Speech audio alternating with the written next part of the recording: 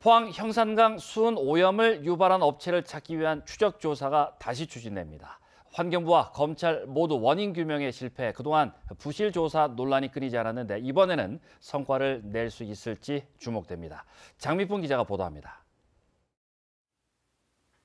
형산강에서 수은에 오염된 제첩이 무더기로 발견되면서 불거진 수은 오염 문제. 그 뒤 2년이 흐르도록 중금속 무단 배출업체를 찾지 못해 비판을 받았던 포항시가 또다시 오염원 추적 조사를 실시합니다. 안정 동위원소 분석으로 중금속에 오염된 형산강 주변 퇴적물과 철강공단 업체가 배출한 오염물질의 성분을 비교하는 방법입니다. 수은 같은 경우는 이제 각각 다른 오염원들마다 이제 동위원소 비가 각각 다르기 때문에 저희가 그 값을 바탕으로 오염원을 추적할 수 있게 됩니다. 포항시는 지난 2016년 환경부 조사와 검찰 수사에도 불구하고 오염업체를 밝히지 못해 그동안 부실 조사 논란이 끊이지 않았습니다.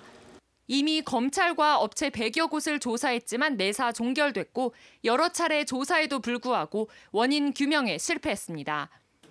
이번 안정동위원소 추적 조사도 지난해 7월 이후 여러 차례 미뤄져 비판을 받았고 결국 1년이 지나서야 조사에 착수한 겁니다. 환경단체는 포항시가 오염원 규명과 처벌에 대한 의지가 없다며 포항시의 주객 전도식 수은 오염 대책에 대해 비판해왔습니다. 또 오염 원인을 찾지 못한 포항시 대책은 임시 방편에 그칠 수밖에 없다며 오염 유발업체에 대한 철저한 조사와 처벌을 요구하고 있습니다. 오염 원인을 찾기 위한 마지막 조사인 만큼 이번 조사를 통해서 철저히 원인을 규명하고 재발 방지를 위해서 그 해당 배출 업체도 반드시 찾아내서 처벌하고요. 포항시는 국내에 전례가 없는 연구인데다 조사 방법이 까다로워 준비 기간이 길어졌다며 반드시 성과를 내겠다고 밝혔습니다. 주민들에게 대한 그 기대성을 주기 위해서는 이게 이제 정확하게 그리고 또 세밀한 깊이 있는 연구를 통해서 해야 되는 그런 실험을 방법을 찾다 보니까 지금 이렇게 늦어진 것이라고 봅니다.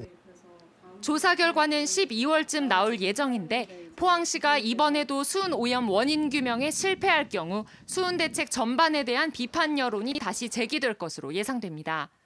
MBC 뉴스 장미쁨입니다.